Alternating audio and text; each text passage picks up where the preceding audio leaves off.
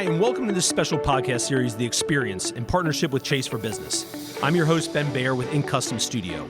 And in this episode, I sit down with Ben Walter, the CEO for Chase for Business, to get the latest insights on the economy and a look into the second half of 2025 and what small businesses should be thinking about. And then I'm going to have a conversation with Alafia Spencer, the Boston-based founder of Dream Kids Spa, and Johnny Charles, a senior business consultant at Chase Business Banking, to talk about the power of communities and mentors in supporting small business owners, plus some insights into how to drive growth through a few different lenses. But first up, my conversation with Ben Walter. Welcome, Ben. Thanks for having me. As CEO of Chase for Business, you have a unique perspective in being able to look across small business nationally. So as we're entering the second half of the year, there continues to be a bit of an economic uncertainty out there. What is your current perspective and guidance for the rest of the year economically based on what you and your team are currently hearing and seeing? So we've seen a couple of things. We survey our customers every month. We also follow external surveys like the National Federation of Independent Businesses and other industry trades that follow the sentiment of small businesses. And then, of course, I spend a lot of time out in the field talking to small businesses. The first thing to know is that small business isn't one thing, right? So there's a big difference between saying, what do you do? I import toys from China and sell them versus I'm in professional services and I trade in real estate. So those are very different things, even though they're both small businesses. I would say overall, while sentiment certainly spiked after the election, dipped with all the tariff announcements, it has since come back. What's really interesting is we track two things: how small businesses feel about their own business, and we track how they feel about the broader economy. You always feel better about your own business, right? Because if you weren't an optimist, you would never start a small business. You kind of have to be to do it in the first place. And what we find is when times get choppier, or the news cycle certainly gets choppier, that spread widens. So I still think my business is doing fine, but I think the world is going to hell in a handbasket. And then when everything is good, I still think I'm doing better, but the spread is tighter. We did see the spread widen during that period of tumult. So we saw people say, oh, the world is terrible. But actually, the numbers for themselves barely moved. And when things really do get bad, we see the numbers for themselves start to dip. So in the end, actually, I'm optimistic that this was more of a blip than it was, sort of people really seeing softer demand kick in. We see balances and cash flow on hand holding out. Now, more people say they're feeling some strain in their cash flow, so it's not all giggles out there. But I would say that there has been more resilience in the economic outlook than even I expected. Right now, roughly, again, it's tough to say sort of where things are going second half, but the trend lines are looking fairly stable-ish. Is that the way to probably look at it, or no? Yeah, I think so. And the number I tell everyone to watch is employment. I mean, look, I'm never going to call the economy's fine or it's not fine, because it's always fine till it's not, and it's terrible until it's not, and that's the way it works. And I advise all of our clients, they need to be prepared for any economic scenario at any time, because, in regular times, even when all this stuff isn't going on around the world, there's still an economic cycle. And you need to build a business that is cycle-proof. So that never goes away. I would say as long as employment holds out, I think we have a decent chance of a soft landing, not a guarantee. And we haven't seen the full bite of the tariffs. We don't know where they're going to end up. We don't know what the ripple effects are going to be. What we do hear from both large corporates and from clients is that they are holding on to their staff, because people sort of have PTSD from COVID and from the sort of great resignation and having to retrain a new workforce, and they know how hard that is.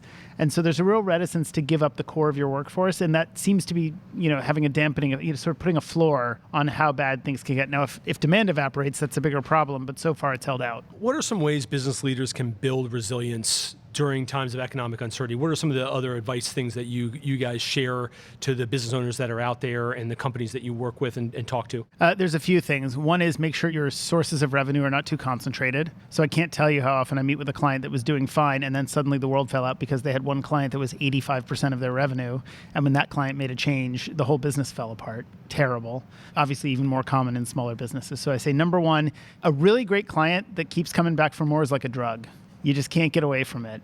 Beware. Doesn't mean don't do that, but if that's happening, you need to spend as much energy and time as you can starting to diversify those streams of revenue, because that's the number one thing you can do, is have diversity of income. I would say the second is think about the downside risks that you face and which ones you can offset. Some risks can be offset with insurance. Some can be offset with a line of credit. Okay, if I have someone who won't pay and I got to work through that, I could have a line of credit that's in. But make those plans when times are good.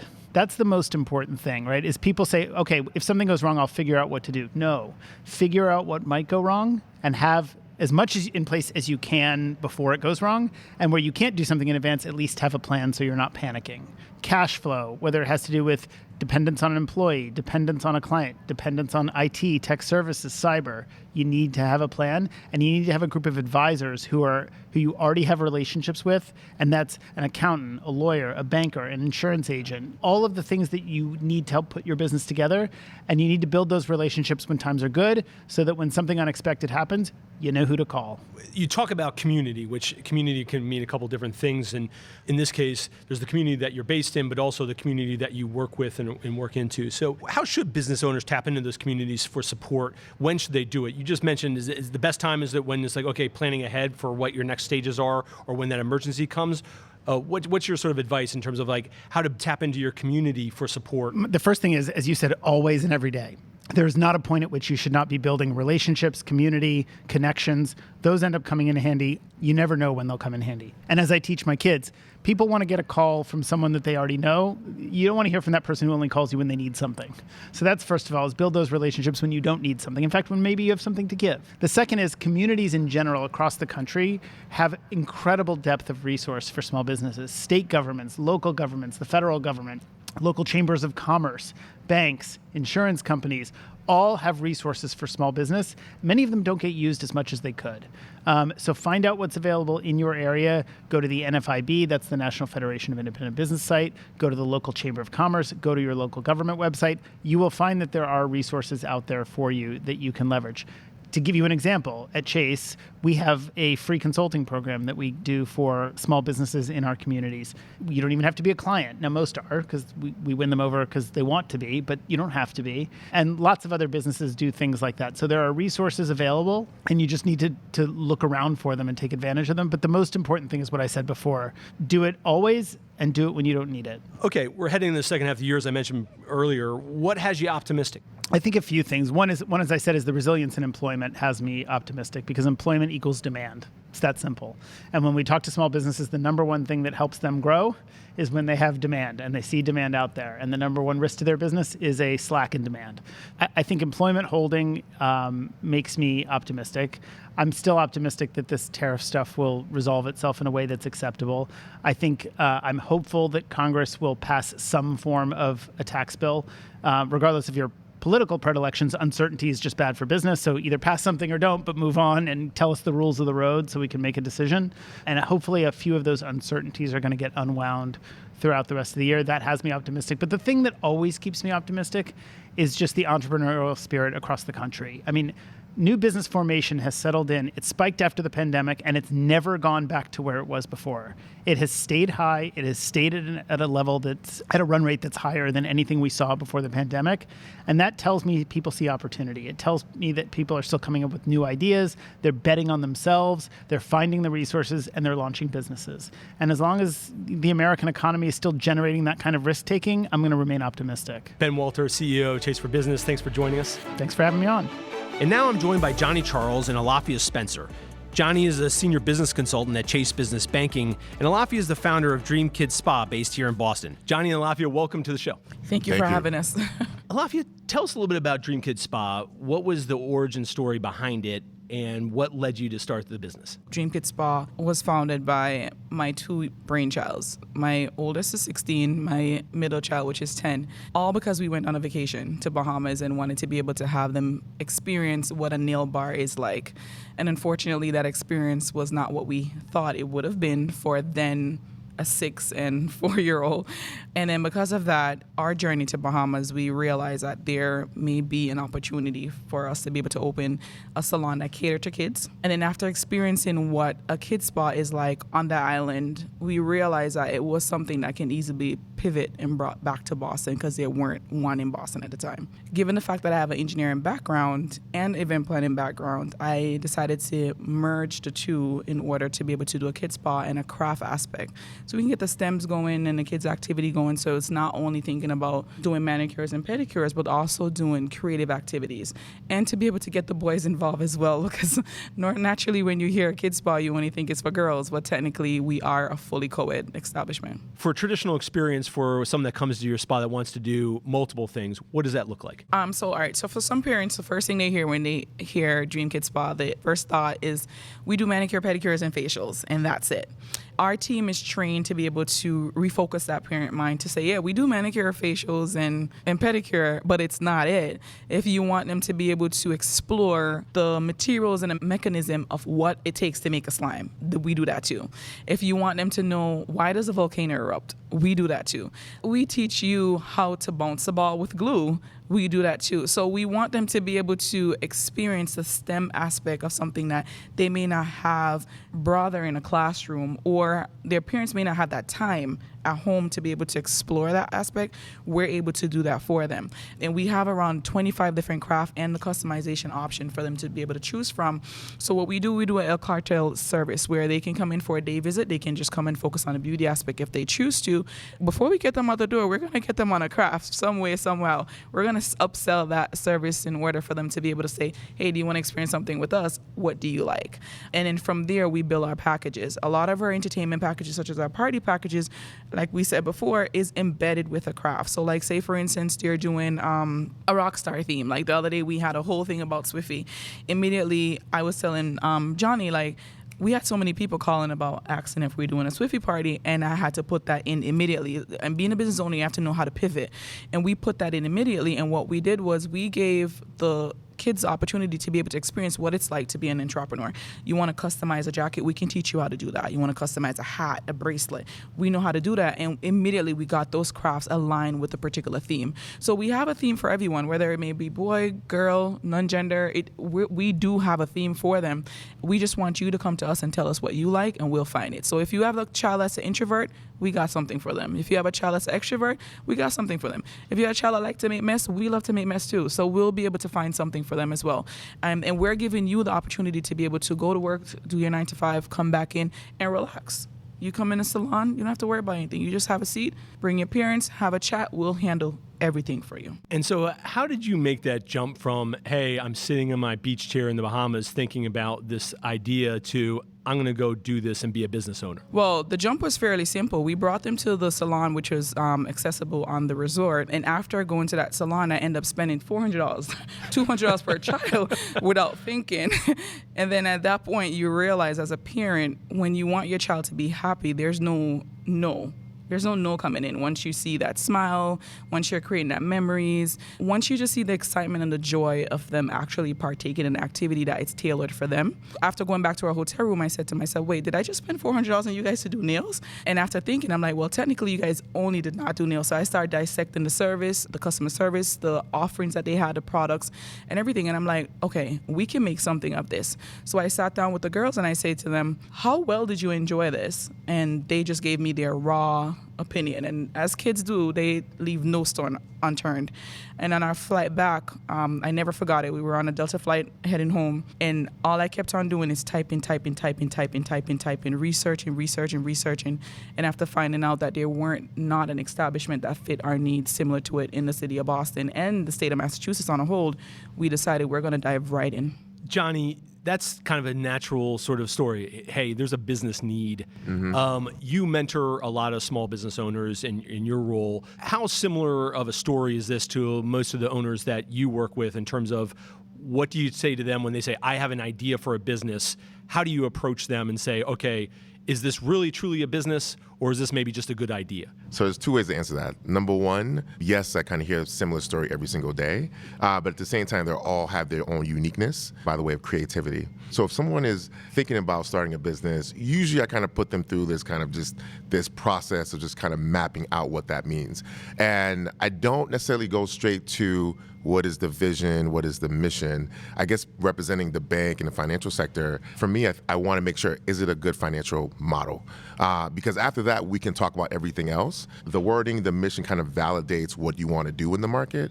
But before then, it has to make money, has to make sense in order for you to, at the end of the day, get to wealth generation and legacy creation. Typically, I go, a couple different ways. One is like kind of hearing the story out and trying to understand, all right, where did you get this? And I'm listening for what is the compelling story and the narrative that makes this special for you?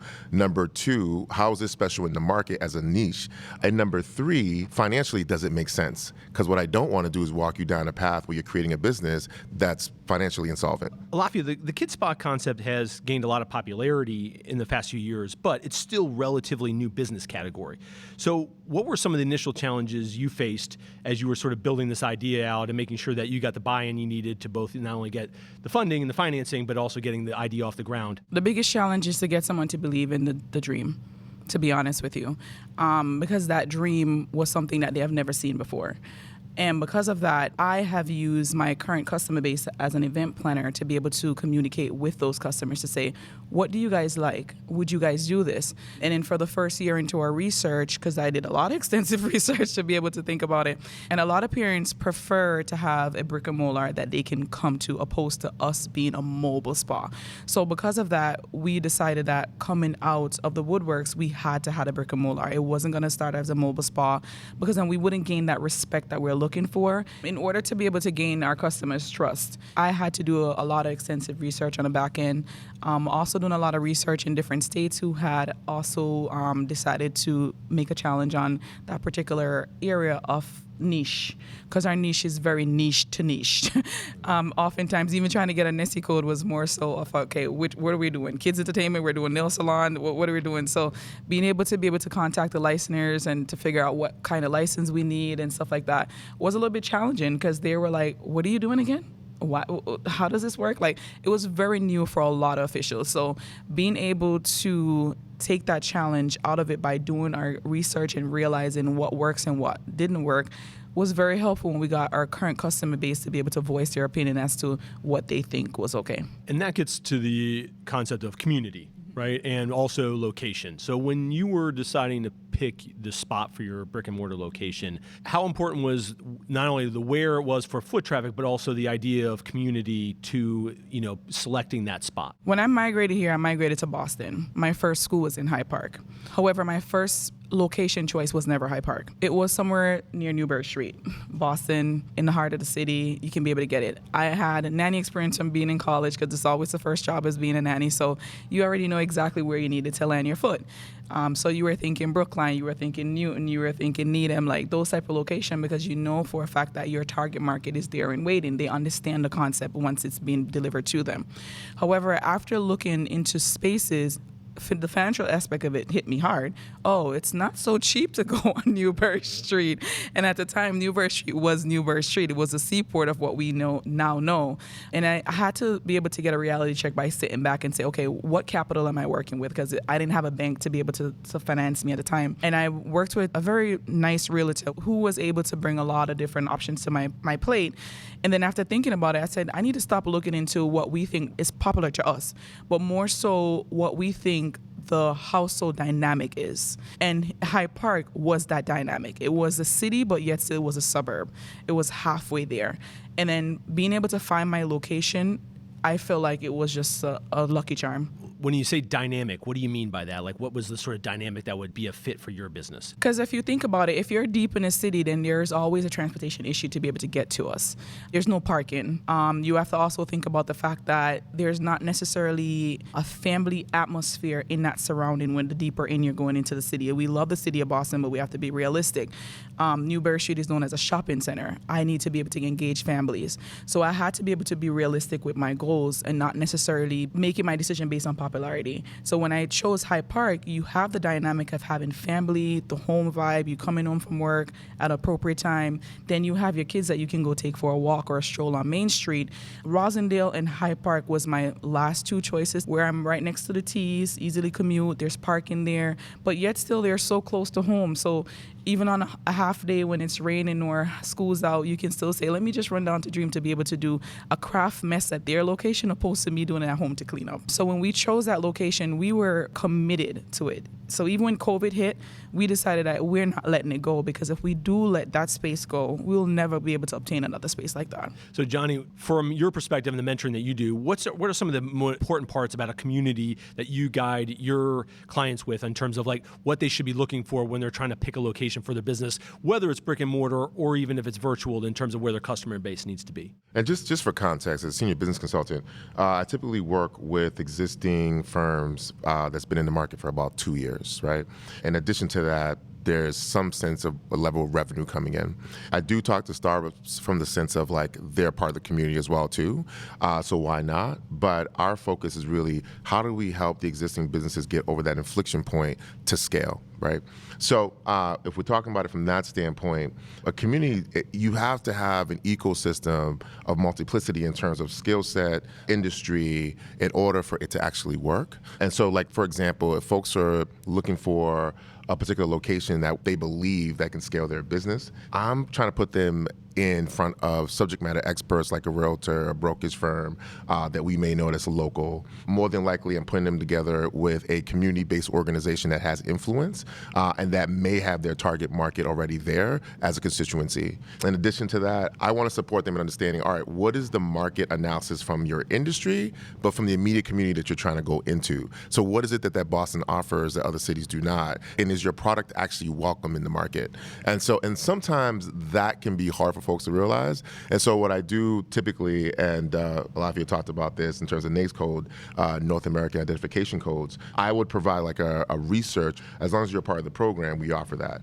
And what that does is help kind of guide what are some of the components in order for me to make good decisions as it relates to my business and industry. And so that would kind of feed into the community aspect of where should I go and why. So Johnny, I imagine as like business owners are thinking about expanding their business and thinking, okay, I want to look maybe at a second location. This idea is working here. Identification of which community and ideally finding the right experts to help you expand into that are critical. Having a team is really important. And when we think about community, family, which has already been mentioned, I think about it from the standpoint of, do you have a trusted banker? Do you have someone who is an expert or work in insurance industry? Do you have someone that's legal as a representative? Do you have a lawyer? For me, those are the things that I think about. And then outside of that, do you have a subject matter expert as it relates to your industry that can support, maybe not as a consultant, but as a mentor? And then are you practicing mentorship as a leader for others? Because sometimes I think it's hard for us to take direction. And again, I'm going to call out some business owners who have a hard time taking directions at times because there's, a lot of times it's, my business is so niche that I cannot learn from another business. That doesn't make any sense. They're outside of my industry. And sometimes you can learn a lot from lessons learned from other industries and other businesses. And so for me, it's a matter of, are you diversifying the voices, the thoughts, and the ideas for problem-solving purposes? Alafia, I'd be interested to hear from you within your sort of business community. Who do you turn to for mentorship and for guidance on things when you're trying to understand your business? Because we, as entrepreneurs and small business owners, it can often feel very lonely. It's like, it's my thing, it's my business, I have to do this. When sometimes there is advice and there's guidance out there and you're not alone. So talk to us a little bit about sort of who you turn to for mentorship and how that process went for you when you're starting to have conversations with others outside of your own mind. To be able to get advice from business owners, I started looking into my inside circle. My first individual that I reached out to was a great friend of mine from Lion Entertainment, which is from the event planning world. However, being able to do a kids bar, it takes a lot of planning. So you need to be able to communicate with someone else who understands the intricate details of planning events and coordinating families in order to be able to get a package. As I grow, I start looking into different kids spas that are across the state where I can reach out to and say, hey, do you mind if I ask you a question? Like, I'm not getting too personal, but I just want to know, what are your headaches being able to start your business? I got a lot of shut doors because given the niche, a lot of people thought it as a competition. They may have assumed that you're in their particular state, pretending to be in another state. I had to pivot and find different ways. So I'm glad to be able to have Hyde Park Main Street as one of our resources who can be able to help Dream Kid Spa as it relates to the community aspect in Hyde Park. They were a very good resource for us as how to approach it, how to be able to introduce ourselves, how to get them to be on our side, coming into the community, not thinking that we're only for profit, but knowing that we're there as a family member for them. Because being a small business in a particular community, you want to be able to have that family relationship with the existing members that's in a community in order to thrive. You need them to be able to tell you when you're wrong, when you're right, when to pivot, and what's the best thing, because they're your customer base. So when I got the opportunity to be able to be introduced to Johnny, it was a big thing for me, because at the end of the day, I'm so used to doing my processes by myself and having that one person to be like, hey, can you review it? Or talking to my friends to death, like, listen, you guys have to think about this idea, or bringing the kids along. Johnny was there to be able to approach it from the financial aspect, which I needed. And as much as he always commend me and saying, you know your numbers, it's good to have someone on the outside with his experience who knows to be able to tell you, you need to know your numbers, which is very important when it's running a business, especially a small business that you aim to gain profit from. So my mentors were very strategically chosen. Everyone who's a mentor to me gave me the opportunity to be able to look at different angles of my business, to be able to grow from there. Johnny, that mentorship piece, how do you build the trust? Because obviously it's like you're an outsider, trying to sit there and say, well, I'm sure you get a lot of that. Well, you don't understand, or you don't understand my situation or my business. So how do you sort of find ways to break through to build that trust? Because it's important to have that sort of two-way trust going with a small business owner and with a mentor. So a couple of things. So number one, you have to be able to prove or deliver immediate value pretty quickly. And that could be anywhere from, I have a sense of your business, I get it, or I may not be familiar with your industry, but here's some people or other businesses that I've worked with and been able to support, right? So within this program in the past 4 years, been able to graduate over 200 folks out of the program. Initially, our one-on-one consultation programming is about 4 months with each entrepreneur. And obviously, once you have that trust and that relationship, they become longtime friends. So now I'm a phone call away for the most part. The other way in terms of delivering value is, I live in the neighborhood. I live in Boston, grew up in Boston. I'm a byproduct of Boston. Everything that there is in Boston. So what that means is also that when we think about shopping, being a patronage at these local firms, I am a consumer. So I'm not just also providing insight and support. I'm also a consumer of your product. And I make sure that is kind of centered in the conversation, just so they know that I'm right here. The other aspect of it too is I've also had my foot in entrepreneurship. So I talk about some of my failures, some of my wins and gains. And so I think individuals are able to see, all right, well, you have a sense of what I'm going through when we think about the isolation piece. And one of the things I think for me through this program, yes, there is this sense of I am helping small businesses, but I like to think of it that the small business is actually the asset. And what I'm doing is, yes, I'm providing some insight, and yes, I can provide you projections and certain things, but I think the most important thing is, are you being seen? A lot of times the relationship with individuals in certain communities, when we think about the relationship with them and institutions, particularly banks, they don't typically always have a great one. So when you ask somebody, do they have a banker? They're like, well, I bank at.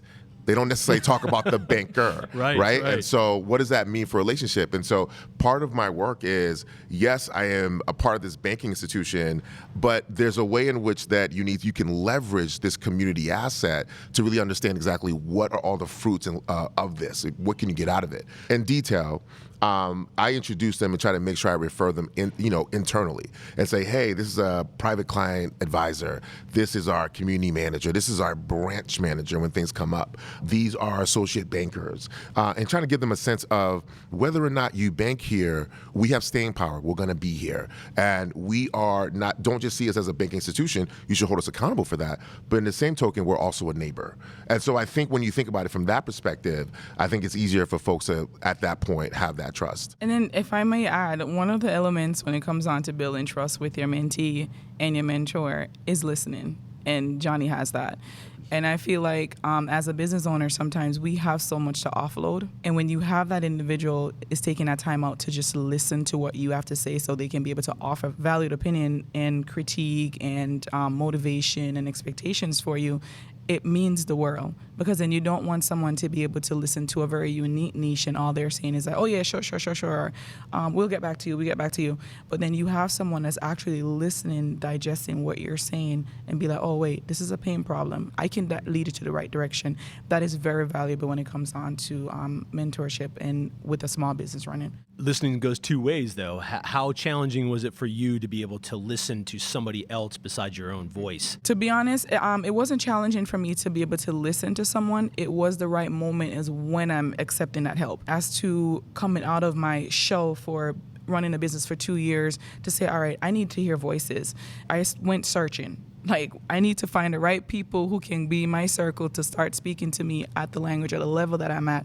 Because at some point, you're going to have individuals who are there guiding you that you have outgrown, that you have to then find a stepping stone to find someone else up on that pivot ladder. So for me, it was more so I need to find someone that is a little bit higher than what I've been listening to be able to come in my space, tell me exactly what's going on for me to be able to accept the criticism. Because then if I'm at one level and I'm still listening to what I've been listening to years ago, there's no growth, you know? So it goes both ways, and you're correct. But as a business owner, you got to be able to identify when it's time to grow. Alafia, right now, you've got the one location. What are you looking at when you're trying to think about growth for your business?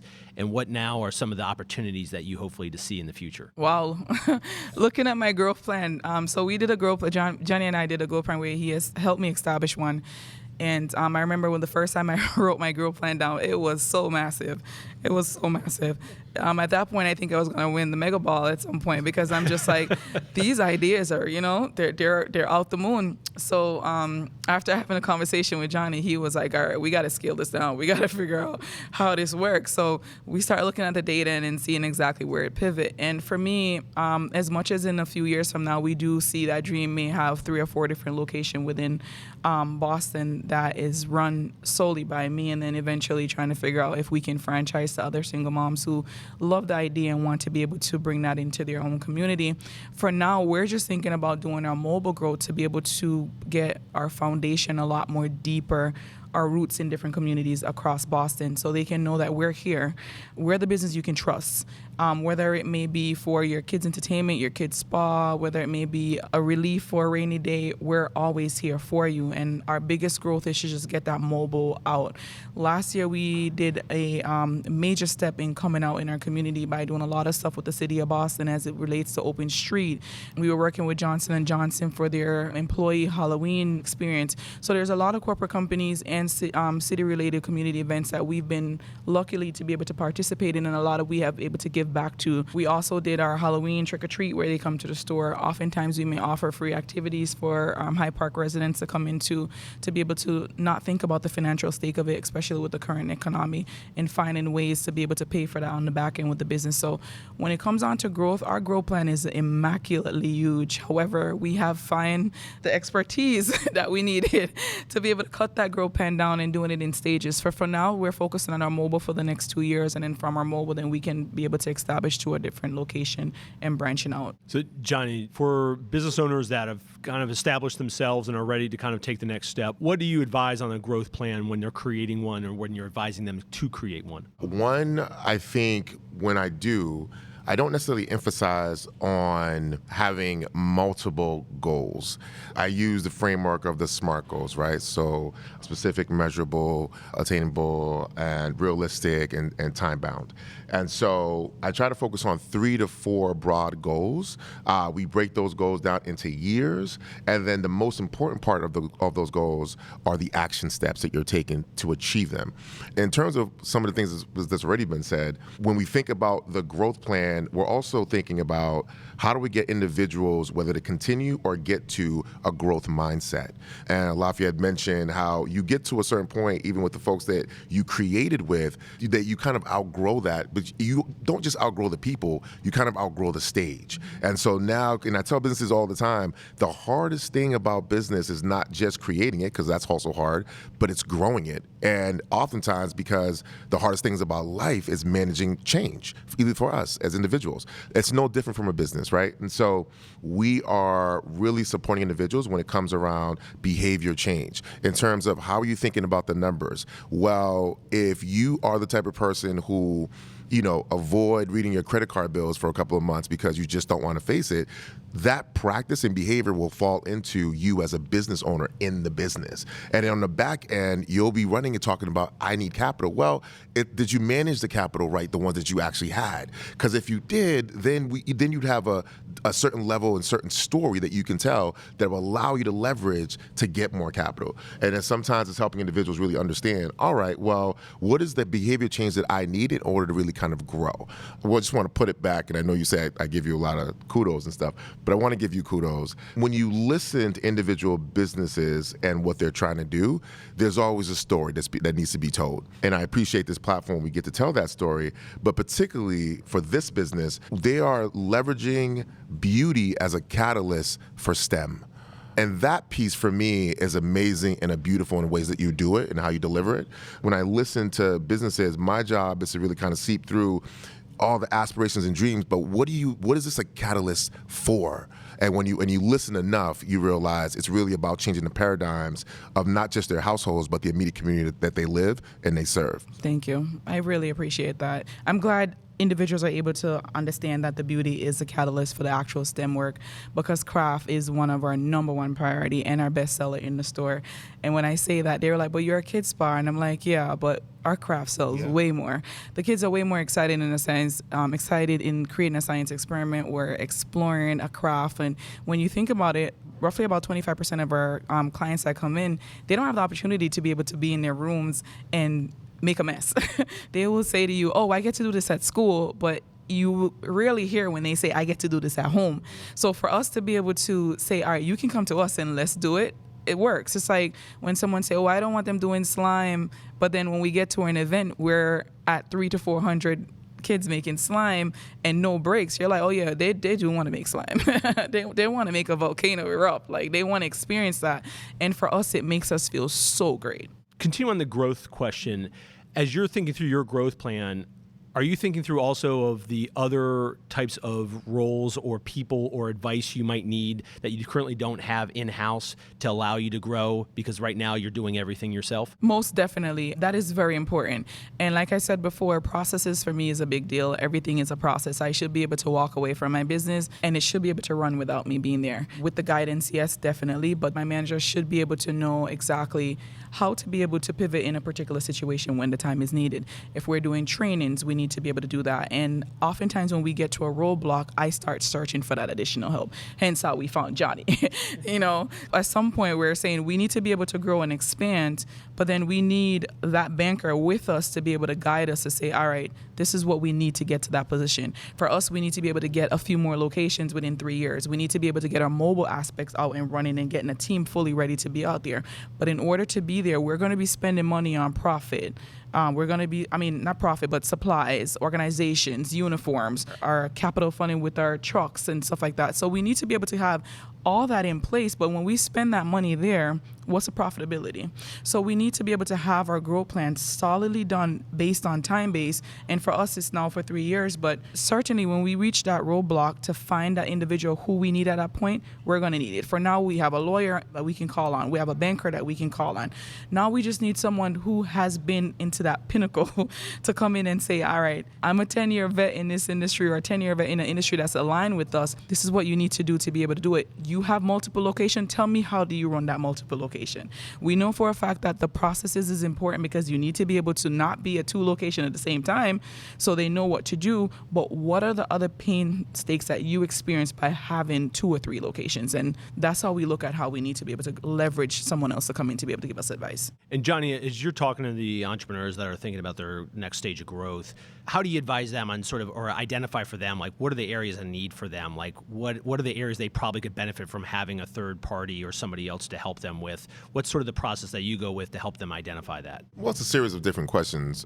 So there's a couple of things. Number one, when we think about growth, even in my own practice, so I will do research as it relates to affordable research from the library, database, local colleges, universities, and those databases. And the reason why that's important is because whether it's an article that I'm sharing or whether it's some type of research paper that I'm sharing, I always source them to business owners.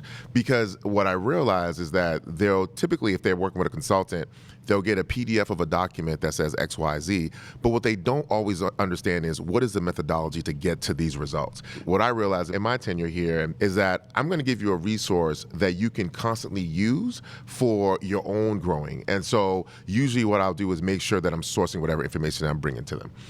The other piece is just active listening and trying to hear what are the pain points, where are you trying to go? Oftentimes, one of the first things when I met Alafia, first thing I talked about was, it's great that you can talk about revenue and income. That's awesome. But The real conversation is, are you being profitable? Are you thinking about profitability from a strategic standpoint? And everyone was kind of like, well, okay, that's kind of obvious. And then I go, okay, great. Let's have a conversation about it. And everyone kept going back to how much they make and in terms of revenue. But when they think about breaking even, sometimes people are just satisfied with that. And so I'll give you an example. And I won't necessarily name the client, but we had a client who was comfortable with their prices because they felt as though the community was comfortable with their prices. But the reality is that in terms of inflation, in regards to the immediate neighborhood, costs are rising. So at some point, you've got to analyze and say, all right, well, we need to increase this. And we may need to, as we increase, we may need to add additional value so folks can actually buy in to the new pricing. And that was a new concept for them. So I say all this to say that we focus more on profitability than just revenue. In hindsight, like revenue, yes, it comes in, you're getting paid and it gets into cash flow, but that's really about market share. If you're only breaking even, then you're only breaking even. There's nothing else. If you're strategically planning towards profitability, now we have a growth mindset. And so sometimes I have businesses that's been in business for about 20 years or more, 15 years or more, and they're still at break even. And I don't want to pretend that it's easy to make profit. But sometimes I think what's easier is to shift your mindset and to focus on producing profit rather than just producing revenue. Because, the reverse is typically when people are thinking about revenue, the only thing that they mind is kind of the cost. It's like, all right, let me limit the cost, let me cut costs here. But yes, costs are important, but profitability is going to lead to long-term wealth. So if you're not planning that out, it's kind of hard. So a lot of those conversations when you think about growing, for me, it's a matter of how often are you talking about profitability with the voices around you? And then also giving them resources that they can use on their own. Because at the end of the day, like I said before, they are the asset. And my job is to remind them that they are. Because there are going to be different folks that come in to try to support you, but you're going to need to know exactly what you need. So if I'm giving you the resources now, we're having this conversation, and now you've had a different type of mindset in terms of long-term growth, it's easier to accept help. It's easier to hear people, and it's easier to kind of navigate and have proper discernment in terms of this is what I need versus what I don't. And that is why your growth plan is important, because your growth plan forces you to look at these aspects without even thinking of it. So you're forced to look at the time frame that you need. You're forced to look at the money that you need to be able to start or get on that right track. And you're forced to be able to see your profitability off the bat. If you're not able to do that growth plan, you can't see it to make sense to see if you're going to break even or you're going to actually have a profit. And then halfway through, if you notice that you're not hitting those financial milestones, then you can say to yourself, okay, we need to pivot. We need to stop this immediately and start something else. Or we need to see exactly where's the milk or the cash cow coming from, or where is it not coming from, and then take it out. Because trends is hell of a thing when you are doing business, but you need to be able to identify when your trend ends. Yep. You need to be able to introduce new products to the market or new service to the market and be able to get that information back from your target audience to say, all right, this didn't work for us quite well. You realize it's selling too fast and you're like, wait, stick a pin. Is it the right price point? Johnny, Alafia, thanks for joining us and being part of the experience. We appreciate you sharing with our audience. Thank you. We appreciate it. That's all for this episode of The Experience in partnership with Chase for Business. Thanks again for joining us. I'm Ben Baer for Ink Custom Studio, and my producer is Avery Miles.